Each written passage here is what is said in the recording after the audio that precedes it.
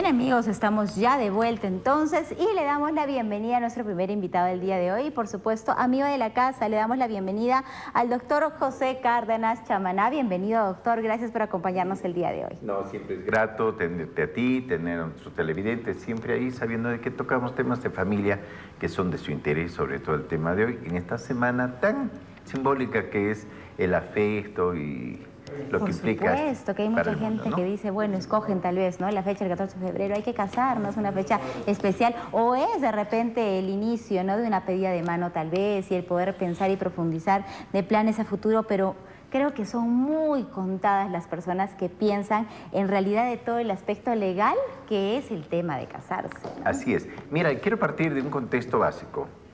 Hemos contextualizado que vamos a tratar el tema de los aspectos legales que preceden a la decisión del matrimonio. ¿Ok?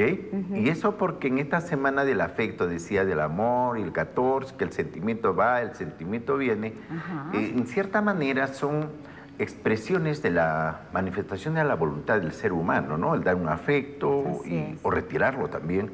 Claro. Entonces, en la teoría del derecho, nosotros tenemos, obviamente, como base, y también está en el Código Civil reflejado en el libro segundo, el acto jurídico.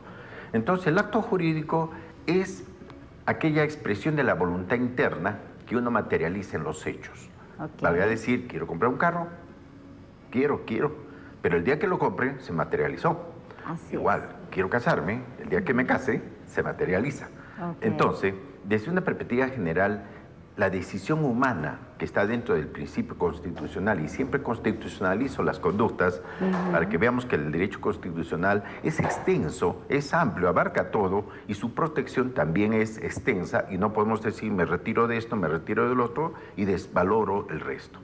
Entonces, la decisión de la libertad de tomar en este caso, de la decisión de asumir o celebrar un matrimonio, conlleva que las personas involucradas, sin que esto signifique que el matrimonio, ojo, y a nuestros amigos abogados dirán que tiene el doctor, ¿cómo puede decir que el acto jurídico, que el matrimonio es un acto jurídico? Nosotros sabemos que el acto jurídico está reflejado por la decisión bilateral, libre, voluntaria de las partes. Pero el matrimonio es una institución. Quiero separar rápidamente, y por eso los amigos que piensan casarse deben pensar seriamente que estamos asumiendo una institución jurídica que la ley, la Constitución, las leyes protegen y le van a dar seguridad jurídica para efecto de que cuando se celebre sea formal y su disolución también sea formal. No es como cuando yo te vendo algo y no, ya no, devuélvemelo, ya pues no importa, toma tu plata y regresemos. Se acabó. Entre nos queda.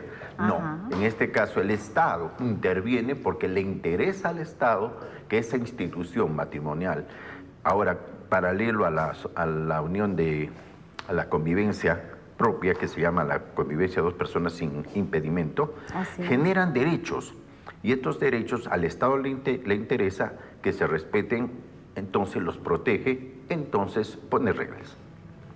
En este contexto que vamos a tratar de ver qué cosas debe pensar una pareja antes de decidir tomar el matrimonio como institución. Celebrarla, está bien, bonito, el baile, la fiesta, el anillo, ¿no es cierto? Las fotos, todo está lindo. Las fotos, ¿qué hay más allá? Y la deuda que queda por el gasto de la ceremonia. Por supuesto. Sin embargo, empieza una situación de vida, régimen matrimonial, que genera tres efectos concretos.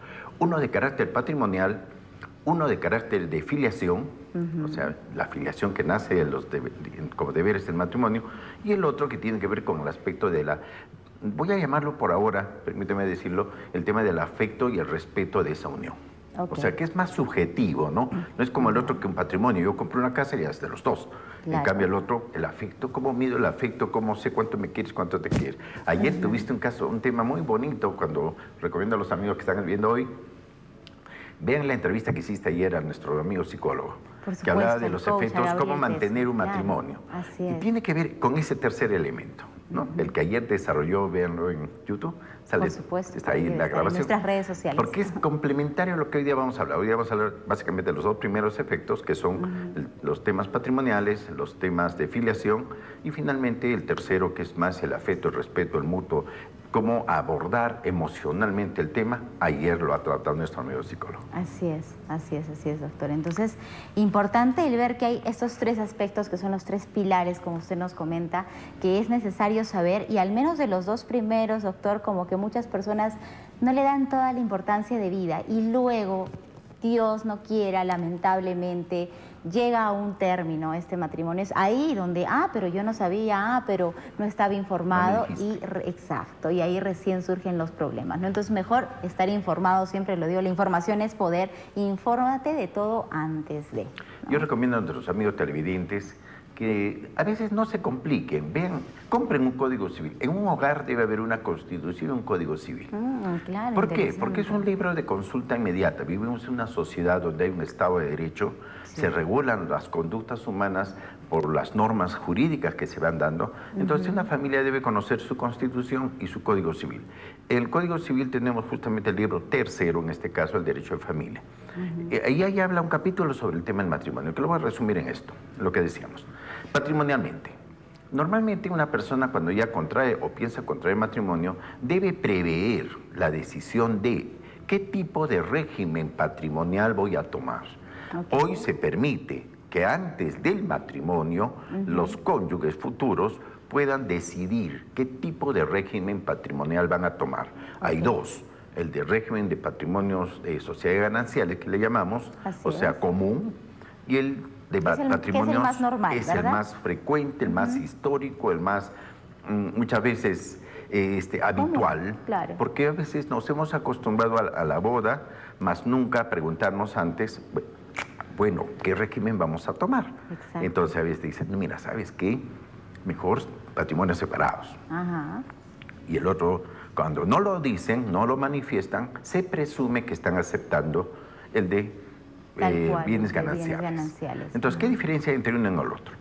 Partamos de la premisa de que cada cónyuge, bajo la premisa que llegan sin nada al matrimonio, voy a especular que no tienen casa, no tienen vehículos, no tienen acciones, no manejan empresas, no tienen créditos bancarios o cuentas de ahorros. Entonces, esos bienes que son de la persona cuando es soltera, en el caso de tenerlos se llaman bienes propios y se aportan al matrimonio para efecto, ojo, de que renten tan igual como los bienes que puedan comprar durante el matrimonio, que son los gananciales. En otras palabras, si yo tengo un edificio y aporto el edificio al matrimonio, el edificio es mío, seguirá siendo mío, es bien propio, pero los frutos que genere el edificio a partir del matrimonio son de ambos. Entonces queda claro, aporta al matrimonio. Todo lo que tú hayas tenido de soltero va a seguir siendo tuyo, pero los frutos de ello ya vienen a formar parte de alquileres, rentas, anticreces, en fin. Claro. Sin embargo, también ocurre que cuando son patrimonios separados, cada uno puede administrar lo suyo. Es diferente. Si bien es cierto, yo tengo un edificio, ella tiene un edificio, y aporté el edificio, yo no tengo más que un carrito, o no tengo, entonces esos bienes los administra la persona titular que corresponda cuando hay patrimonios separados, de tal manera que le permite la administración de sus propios bienes, porque ya no son comunes, son separados. Pero obliga, de otra forma el código también obliga que en una u otra situación, en uno u otro régimen, siempre ambos deben contribuir a los gastos comunes del hogar. No basta decir, bueno, ya tú tenemos patrimonios separados, tú ve con qué comes, tú ve cómo gastas tus cosas, tú ve qué necesitas. Tú por tu lado y yo por el mío. No es tan así, sino siempre hay un vínculo que es el apoyo mutuo, la economía familiar, que va a ir generando justamente esa contribución. Si no es voluntaria, está establecida en la ley y puede ser exigida a nivel judicial. Muchas veces es mal visto esta decisión de casarse por bienes separados, doctor, ¿no? Lo digo por experiencia de algunas amistades que escucho y dicen, no, es que nos vamos a casar por bienes separados, como que se ponen alerta, ¿no? Y dicen, ¿pero por qué? ¿Qué hay detrás de ello? ¿Por qué se genera esta sensación, doctor? Mira, que el enfoque tiene que ver con el contexto que tenemos como cultura occidental, nos guste o no. La cultura occidental, a diferencia de la cultura oriental, que es más comunitaria, la nuestra ancestralmente era comunitaria, ¿no? Los ayllus, los ainis, en fin. Pero en la medida que se ha ido desarrollando en nuestros 200 años de vida republicana una cultura occidental, hemos priorizado el patrimonio. Entonces el patrimonio, los bienes patrimoniales son los que empiezan a tomar prevalencia sobre el tema de la mutua colaboración.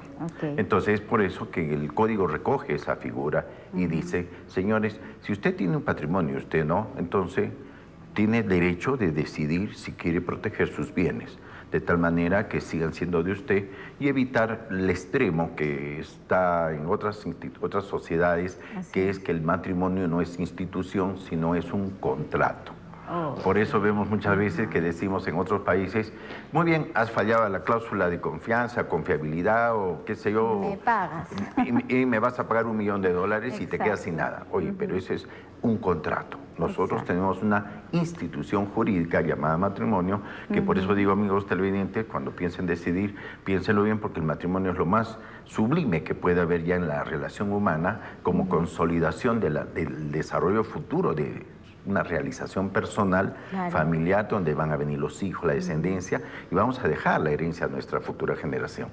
¿No es cierto? Entonces debemos verlo como un tema de realización personal, sin que implique que el tema patrimonial deba verse como lo que es. Es un patrimonio perfecto, debo respetar tus cosas y tú mis bienes. ¿Por qué lo mezclamos? Entonces, tenemos los latinos mucho eso de decir, oye, pero ¿por qué? ¿Qué estás planificando? ¿Que no me quieres o no confías en mí? No, debemos verlo como un tema patrimonial, simplemente como un tema no de negocios, pero sí de realidades, ¿no?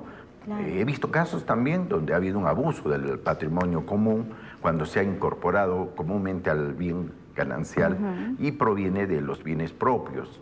De tal manera que hay A o B, no digo hombre, si el varón o la dama, pero es cierto, ha habido situaciones donde la decisión de separar los bienes sale después del matrimonio. Porque esta decisión del régimen patrimonial que estamos hablando puede hacerse antes de la celebración del matrimonio y durante el matrimonio. Y fenece con la disolución del vínculo, por supuesto. Entonces, también tiene un origen y también tiene una liquidación. Es un tema patrimonial meramente económico. Excelente. E incluso en algunos casos he visto también, doctor, de que es por un tema de protección incluso a tu futura esposa o tu futuro esposo, por el tema de que alguno de los cónyuges de repente tiene deudas o problemas en el ámbito bancario. Entonces, por proteger al cónyuge es que deciden hacer este tema de los bienes separados, ¿no? Mira, sí y no. ¿Por qué sí? Tal como lo dices. Si hay bienes comunes, automáticamente cualquier creencia puede perseguir cualquiera de los bienes de la sociedad conyugal. Sin embargo, también ocurre de que la ley establece que solo se puede afectar los bienes gananciales. Estamos casados, compramos una casa y de repente yo por mi cuenta me saco un crédito personal y lo destino para viajar. Entonces, hay una norma que expresamente dice que la sociedad conyugal responde de los bienes con los bienes conyugales ante terceros, ante las acreencias de terceros, siempre que hayan sido adquiridos para mejorar la sociedad conyugal. Entonces había que distinguir, ese crédito es personal, que lo pague con sus bienes. Y si no lo tiene, banco, señor, entidad financiera, discúlpame, no puedes perseguirlo porque es un bien ganancial y él te lo pidió para un viaje personal de Aruba, vaya. Entonces, no tiene nada que ver con la sociedad conyugal y planteo la excepción. Son temas que ya técnicamente la ley, como dije, ha creado formas para proteger también al matrimonio. Pero que eso sea el elemento final para el cual decido yo tener bienes separados, es cierto, es importante, pero también puede ser previsible, pero no es el único. Ok, doctor, vamos a promocionar el número del WhatsApp para que las personas que nos están viendo puedan realizar alguna consulta directamente con el doctor. Es el 913-162653, ahí debe estar apareciendo en pantalla, lo vuelvo a repetir, 913-162653. Un mensajito de texto ahí a cualquier duda que puedan tener con el doctor José. Mensaje de texto, no mensaje de voz, no llamadas, para que puedan ser atendidos por el doctor. Ahora sí, continuamos. No hay problema, y vamos, estamos esperando, gustosos de atender alguna inquietud. Por supuesto. Entonces decíamos que en el tema patrimonial, primero decidir qué tipo de régimen gananciales va a tomar, qué tipo de régimen patrimonial voy a asumir, y después considerar que esto lo puedo ir cambiando, como que también inicio con régimen de patrimonios separados y después cambio y lo convierto en gananciales. Son reversibles, son... En cualquier momento del matrimonio haya pasado el tiempo. Se adaptan a la naturaleza de la realidad de cada sociedad conyugal. Por ejemplo, queremos hacer un negocio juntos, una inversión juntos, hagámoslo juntos y ya. Y eso después va a ser la herencia común de todos nuestros descendientes, ¿no? No olvidemos que en sociedad nuestra también ocurre que hay veces el tema de la filiación externa que haya podido preexistir antes del matrimonio, valga decir que tenga ya descendencia, hijos, y ya vienen a matrimonio con hijos y hablamos de una familia que se va a conformar, una familia conformada, entonces ya tenemos que ver qué bienes traen de allí para efecto de las perspectivas hereditarias. Todo tiene que ver también con las perspectivas de la filiación. Y pasamos al tema 2. El tema 2 es la filiación. Toda sociedad conyugal genera un vínculo de filiación, primero conyugal. A partir del momento que se casan, ambos recíprocamente son herederos uno del otro. Automáticamente, no olvidemos. ¿No? Bueno, antes tú pasa algo, tú tienes una hacienda de herencia, es tuya. Pero el momento que ya somos cónyuges, recíprocamente, en caso de un eventual fallecimiento premuerte de uno de ellos, él va a heredar a su vez y por representación procesal todo lo que le pueda haber correspondido en la herencia de su propia familia. Entonces el tema de la herencia es un tema de un vínculo que debemos también tomar en cuenta, y la descendencia que tiene sus características, que ya sabemos que tiene que ver con el reconocimiento de los niños, los alimentos, el cuidado, la tenencia, la patria potestad propiamente dicha, y por supuesto las obligaciones que nacen de esa recíproca obligación frente a los hijos, su desarrollo integral, las obligaciones, y cuando no surgen los conflictos, pueda que sea necesario un régimen de visitas, un régimen de tenencia, un régimen de alimentos. Entonces, como vemos, hay una secuela de decisiones que al final van a repercutir en la conducta de ambos, pero finalmente, si no se cumplen, es el Estado el que va a estar poniendo unas instituciones de tutela, los que van a poder ser ejercidas a pedido de parte, para efecto de poder proteger. Y cuando no, de oficio, por eso existe el Código de Niño y Adolescente, que tutela de oficio cuando una persona ve que un niño está abandonado o una persona está en estado de vulnerabilidad y está en estado de riesgo, entonces puede intervenir y dirá, oye, ¿qué te metes tú si esto es mi familia? No, la ley tutela la institución y permite ello. En cambio, cuando un tema personal se lee al vecino porque le rompió el vidrio el hijo al otro, cuando fulbito, ya el Estado no va a ir de oficio a ver, no. Evitará que haga conflictos mayores, una intervención policial, quizás para evitar el riesgo de la agresión, pero no es directamente una función pública estar viendo que las casas de los vecinos se rompan. Pero si es una función pública, tutelar que el estado de los niños adolescentes no esté en estado de abandono o lo que ahora conocemos como la violencia familiar, en otro país llamado violencia doméstica, en fin. Claro. Doctora, entonces es importante recalcar de que sea que estemos casados por bienes separados o por bienes comunes, gananciales, como le dice usted, sea cual sea, ambos casos, cuando uno de los dos cónyuges fallezca, igual le corresponde todos los bienes a la esposa o el esposo, ¿verdad? En el orden sucesorio tenemos prelaciones. Primero, el primer orden es cónyuges, hijos, descendientes. Si no hubieran estos, empiezan los ascendientes y finalmente los colaterales.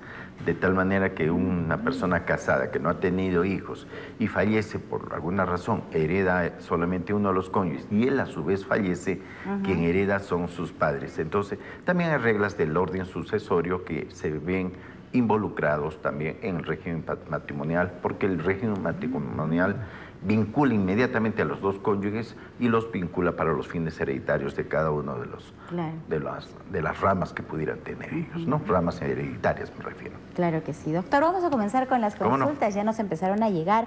Bueno, la primera consulta que ya la habíamos resuelto, pero la comentamos igual, dice si ella ya se casó por separación, se casó sin hacer la separación de bienes, ¿puede hacerlo más adelante? Ya le habíamos aclarado que sí. Sí, lo pueden hacer notarialmente. Notarialmente, tiene que ir a una notaría y hacerlo. Y judicialmente cuando hay conflicto y uno quiere, por alguna razón, exigir que se divida, porque el otro no acepta porque hay un abuso de la administración. Podría ser también sin aprobación del otro cónyuge. En ese caso ya hablamos de lo judicial. Ok, perfecto. Vamos con la segunda pregunta. Dice, si la herencia ya dejaron antes de casarse y yo muero, ¿quién reclama los bienes?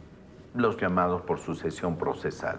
O sea, si la herencia ya la dejaron, entiéndase que ya falleció, premurió, digamos, los progenitores del cónyuge, cualquiera de ellos, entiéndase que el cónyuge ya había fallecido anteriormente, por sucesión procesal concurre el llamado por ley a suceder. Si es el cónyuge e hijos, los dos. Si es solo no hay hijos, es el cónyuge, él. Si el cónyuge ya falleció y hay hijos, el hijo.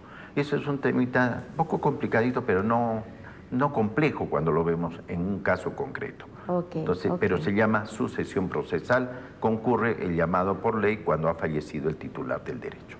Perfecto, ahí vamos entonces con la tercera pregunta. Nos dicen, ¿el banco puede cobrarse la deuda de mi ex cónyuge, dice, de mi cuenta? ¿Es legal eso? Pasa que ella se separó, más no se divorció y luego se dio con la sorpresa que se estaban empezando a descontar de su cuenta del banco. Como repito, muchas veces el sistema financiero naturalmente busca la persecución del crédito de la manera que considera más adecuada. Exacto. Pero hay excepciones que en todo caso él o ella que ve afectado su patrimonio por un crédito que no fue para la sociedad de gananciales, acreditando en el caso concreto que ha estado separado de 10 años, 20 años, o acreditando que ese crédito fue por un vehículo que él no ha entrado porque ha puesto a nombre de él, porque ocurre, y eso me permite hablar mucho, el tema de la naturaleza del estado civil. Muchas veces se separan los cónyuges, pero en su DNI sigue siendo soltero, ¿no es cierto? Entonces, ¿ya no es automático, doctor, que se cambia? No, ahora todavía tenemos la figura de que se está mejorando. Por ejemplo, cuando antes nacían los niños, automáticamente, antes había que ir al registro civil para ir con la partida e inscribir. Ahora no. En el parto, durante el parto, la especialista en obstetricia, la obstetra, tiene acceso por convenio, por código, tiene una clave, entra inmediatamente a la computadora y registra al menor con sus huellitas, todo, su fotito, exacto, todo. Entonces es automático. El matrimonio, pienso que los municipios todavía no están conectados como para decir, ya acaban de casarse aquí y automáticamente cargo el sistema para que aparezca casado, ¿no? Y se cambia el DNI. No hemos llegado todavía a eso, pero esperamos que llegue porque eso le va a dar más seguridad jurídica para ese tema que surge cuando no están los cónyuges, ya los cónyuges no han actualizado su DNI, sus datos de identidad en el RENIEC y generan esas confusiones que sacan créditos personales. En cambio el banco, si ve que es casado, no le va a prestar hasta que no venga el cónyuge a firmar, ¿no? O que venga el cónyuge y manifieste que es un crédito personal y él responde por lo suyo porque tenemos patrimonios separados. Por eso es importante que el régimen de patrimonios separados no solamente se celebre, sino se inscribe en registros públicos para justamente generar la publicidad registral que mañana le digo, oye banco, yo tenía patrimonios separados y mira, me quieres cobrar. Entonces planteo la excepción de falta de legitimidad para obrar y proceso por medio debe ser excluido ese bien y si ha cobrado debe de reembolsarlo. Pero es un tema especial que hay que verlo con detalle. En todo caso, sí es legal lo que está haciendo el banco. El banco es legal, pero también tiene un límite en la legalidad, que es el derecho de familia que se puede oponer. Entonces hay conflicto de dos leyes, entonces ahí lo que se tiene que hacer es subsumir y verificar cuál es la que tiene prelación con vista a la prioridad que la ley misma ha generado. Eso hay que tener mucho cuidado porque el banco tiene derecho, sí, pero yo también tengo el derecho de defenderme. Entonces ahí pongo el límite. Tu derecho es perseguir el crédito, pero mi derecho es decir, esto no puedes. Entonces quien dirime siempre va a ser el Poder Judicial. Perfecto, doctor. Vamos con otra preguntita. Nos dicen buen día. Dios le bendiga, doctor. Dicen, una consulta. Si son convivientes, ¿también tienen derecho a todas esas leyes? En el caso de patrimonio y filiación, sí. No olvidemos que el patrimonio, la convivencia propia, quiero separar convivencia propia e impropia. Es un tema que es muy recurrente y lo conversamos en varios foros y varios especialistas también lo tratan. Pero debemos reiterar y confirmar. Cuando hay convivencia, cuando dos personas libres de impedimento conviven de común en forma similar al matrimonio. Ojo, tiene que haber convivencia, no que son enamorados, nos conocemos y nos vemos cada fin de semana. No, eso no es convivencia. Y convivencia impropia es cuando uno de ellos ya tiene un compromiso o un impedimento. O está casado, es familiar. Hay ciertas limitaciones, es curador, es administrador de bienes de uno del otro. Son limitaciones que la ley pone, pero todas esas categorías impiden crear una sociedad de gananciales. Por eso le llaman impropia. En el primer caso sí se generan estos derechos que hemos hablado del patrimonio en cuanto a los bienes gananciales.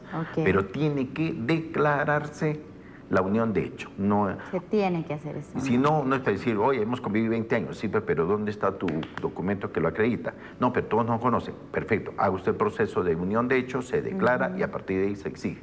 En cambio, en el otro no genera unión de hecho, solo que genera, en caso de perjuicios, indemnizaciones. En todo caso, ella sí tendría el derecho a todas esas cosas, pero tiene que hacer su proceso de unión.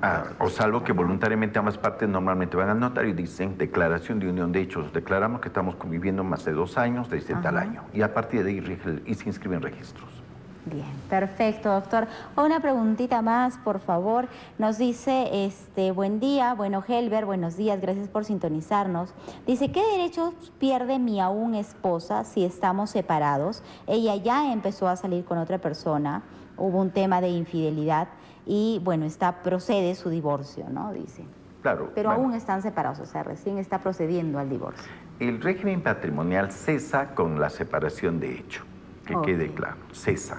La separación de hecho es que él se retire de la vivienda, ¿no? Pero mientras subsiste el vínculo matrimonial, genera el riesgo de una eventual argumento de reconciliación, que no es cierto, que yo estoy alejada por el trabajo. Entonces lo correcto es, estimados amigos, si llega un momento al decaimiento del vínculo a tal extremo que ya no es posible mantener vida matrimonial, es recomendable que no solamente se separen, sino seriamente sean asesorados para efectos de un divorcio convencional que sería notarial o ante el municipio, que le permitiría liquidar las sociedades gananciales totalmente y establecer también los regímenes propios que se deriven de las obligaciones que puedan quedar. Niños, alimentos, tenencia, patria potestad, visitas y liquidación de gananciales.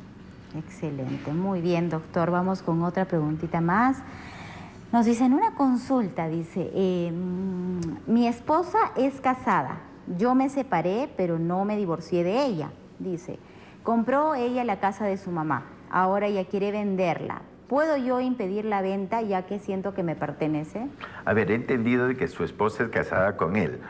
Yo me imagino, doctor, que ella es casada con él, porque dice, él dice se separó, pero no se divorció. Claro, ambos están casados, claro, pero están separados, sí, ¿no? Ella compró la casa de su mamá, pero ahora ella quiere venderla. ¿Él puede impedirlo? Claro, ahí viene el tema que decía originalmente de la identidad. Estoy segurísimo que el DNI de la cónyuge, en este caso de la señora, su esposa, señor estimado amigo, seguro seguía como soltera.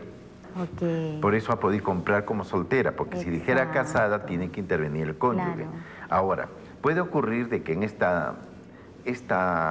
error material, entre comillas, que es el estado civil de soltero cuando legalmente es casada o casado, entonces se genera ese derecho de que una persona estando casada compra como propio y después lo quiere vender.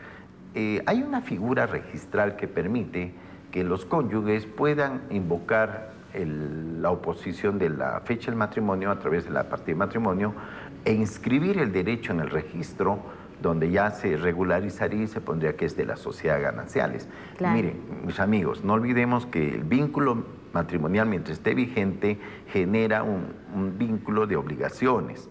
Entonces, por eso decía, si estamos separados y consciente una separación de hecho y pasado el plazo legal de 2 o 4 años, si es que fuera el caso de una separación de hecho, con hijos menores de 4 y sin hijos menores de 2, entonces yo debería formalizar la regularización de la disolución del vínculo para evitar ese problema. Porque también hay la otra figura, ¿no? Habría que ver qué causales generaron la separación. Claro. No olvidemos que no necesariamente la separación nace es un elemento de la separación, de hecho, tiene 3 elementos. El temporal, o sea, el alejamiento en el tiempo. 2, la figura de quién es el que decide alejarse. Y 3, la figura de la acción indemnizatoria al cónyuge perjudicado. Entonces, no basta aplicar una regla de 2 y 2 es 4, está separada, claro, compró, voy a pedir que me dé mi parte o me impido. Sino también hay que ver el motivo del alejamiento y eso lo ve el Poder Judicial. No lo puede ver ni notarías ni municipios que también están facultados para los divorcios convencionales. Claro. En conclusión, estimado amigo, ahí tenemos que analizar un poquito más a efecto de ver, pero sí tiene la razón cuando dice puedo impedirlo siempre y cuando registre su situación matrimonial en registros públicos para oponerlo. Y 2, eso no impide que se pueda debatir por qué se separó, quién fue el cónyuge que causó la separación. Exacto. Y quién debe indemnizar a quién. Y eso a efecto de poder restituir los equilibrios que pudo haber en esa conducta. Excelente, doctor. Tenemos 2 consultas más y ya agradecemos a nuestro público por haber estado súper atento, pero el tiempo nos gana. Así es que cerramos con estas 2 consultas, doctor. Y nos dice esta penúltima, dice, buen día, dice, en un matrimonio cuando los bienes adquiridos solo han sido asumidos el costo económicamente por uno de ellos, al final del matrimonio, ¿les pertenece igual el 50% a ambos? Lamentablemente sí, porque se presume que en la vida conyugal hay una economía familiar y todos aportan a la economía y lo que se invierta durante esa vida familiar y vínculo matrimonial es común por ser cuotas ideales, o sea, 50-50.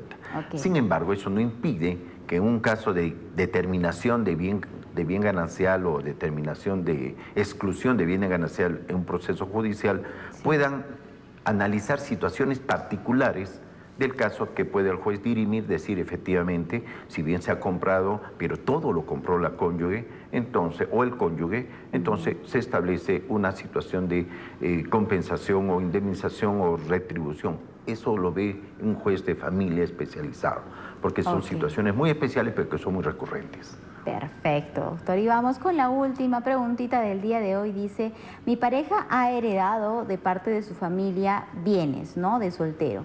Igual ya ahora que nos casamos también, ¿no?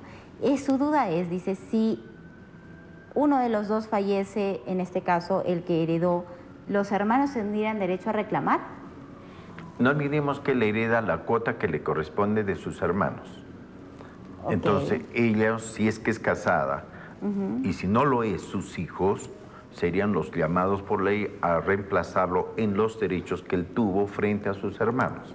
Entonces los hermanos no pueden reclamar lo que por derecho ya le correspondía al otro familiar, que a su vez ya heredó a su respectiva descendencia o cónyuge. Entonces por eso descendencia colateral, cónyuge, y descendencia hacia los hijos, ¿no? Que permite decir, reemplazan lo que se llama, repito, representación sucesoria, ¿no? Entonces no podría, pero muchas veces ocurre que hay compromisos firmados, documentos preexistentes que determinan que de repente le cedió derechos, de repente que lo embargó, bueno, en fin, esos ya son casos muy especiales que también hay que analizarlos para no confundir a nuestros amigos televidentes. Pero la regla general es que ya no, porque él tiene la cuota que le correspondía y los hermanos ya lo tuvieron.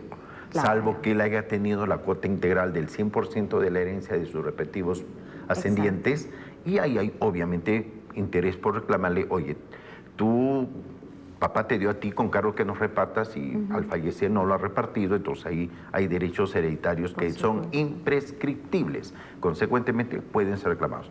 Cada figura concreta, para terminar, debe ser analizada siempre en el caso concreto, porque el tema de la familia es bien complejo porque se ramifica con los descendientes y también tiene regímenes especiales. Todo eso hay que prever antes de casarse, amigos. La decisión es muy fuerte, muy sólida y tienen que ver que no solamente es un tema de emocional, pero que también nace, como debe ser, un sentimiento profundo que vincula a dos seres humanos con fines de descendencia, con fines de realización, y no hay que quitarle lo sublime que es el afecto del régimen matrimonial. La ley establece las reglas, pero el afecto es el que lo va a decidir y debe tomarse en cuenta. Por supuesto, doctor, un tema súper interesante. Estoy segura que hemos podido saciar muchas de las dudas de todos nuestros televidentes. Pedirle, doctor, que haga la invitación para todas esas personas que se quedaron con consultas en espera y que necesiten de su asesoría. Por favor, ¿cómo es que podrían ponerse en contacto con usted? Cuéntenos. En el 95-958-1961, que está apareciendo en pantalla, calle Santa Marta 304, oficina 08, en Arequipa. Pero siempre manden un WhatsApp de parte de Magazine para efecto de poder responderles lo más pronto posible. Gracias. Exacto, ya saben, ahí está la información en pantalla para podernos poner en contacto. Hemos estado con nuestro especialista, el doctor abogado José Cárdenas Chamaná, hablando acerca de los aspectos legales que se deben ver antes de casarse. Doctor, muchísimas gracias por esta entrevista, que tenga un excelente día. Nos vamos, amigos, a una pausa y volvemos con más en el programa.